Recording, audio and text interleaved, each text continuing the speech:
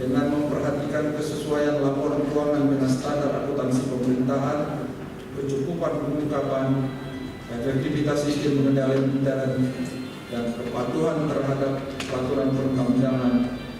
Opini atas laporan keuangan pemerintah daerah Kota Banda Aceh, Kota Sabah, Kota Langsa, Kabupaten Aceh Besar, Kabupaten Bener Meriah, dan Kabupaten Aceh Tengah untuk tahun 2016 adalah wajar tanpa pengecualian.